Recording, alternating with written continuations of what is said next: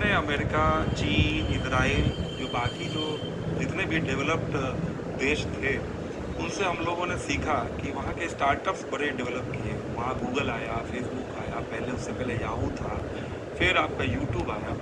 तो उसको देख कर के हुआ कि नहीं, हमारे देश में भी हमारा जो युवा जो शक्ति है, जो इंटेलिजेंस है, जो हमारे युवा लोग टेक्नोलॉजी में इतना नॉलेज रखते हैं, तो उन सबको हम लोग एक योजना के तहत जोड़े और उनके पास अगर कोई बिजनेस करने का आइडिया हो, कोई नया इनोवेटिव आइडिया हो, तो उसके लिए सरकार उसको समर्थन दे। इसी सोच के साथ भारत सरकार ने 2016 जनवरी में स्टार्टअप इंडिया पॉलिसी लॉन्च हुआ और बिहार सरकार ने 21 मार्च 2017 को माननीय मुख्यमंत्री जी ने स्टार्टअप बिहार पॉलिसी लॉन्च की। जैसा कि आपने बोला कि स्टार्टअप बिहार की पॉलिसी 5 साल के लिए थी, उसमें कोई भी अगर आइडिया आपको लगता है कि ये मेरा इनोवेटिव है, कुछ नया आइडिया है, तो वो आप ऑनलाइन अप्लाई कर सकते हैं स्टार्टअप बिहार के वेबसाइट पे।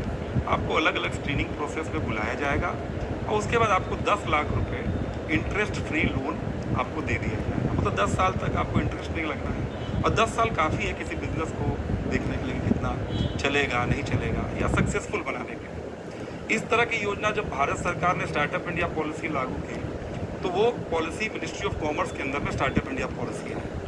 उसके बाद स्टार्टअप इंडिया ने क्या किया कि अलग अलग देश में इंक्यूबेशन सेंटर्स को चुने। इंक्यूबेशन सेंटर क्या होता है?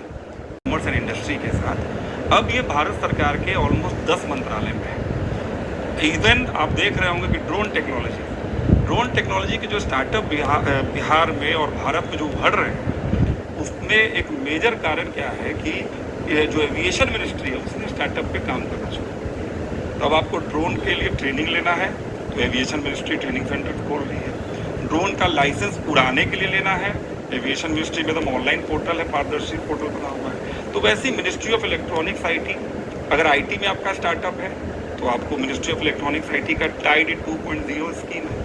तो भारत सरकार में अगर आप कृषि के लिए स्पेशली अगर चाहिए तो रफ्तार योजना बेहतरीन योजना है, 25 लाख तक का उसमें कृषि क्षेत्र में कोई भी आपको नया आइडिया है तो आप अप्लाई कर सकते हैं। ये भी 10 वर्ष के लिए इंटरेस्ट फ्री नहीं, वो उसमें ग्रांट है, उसमें ग्रांट है। अलग अलग जैसे रफ्तार योजना में 25 लाख तक वो ग्रांट है, मीटी में है 4 lakh 7 lakh TIDE 2.0 scheme grant है।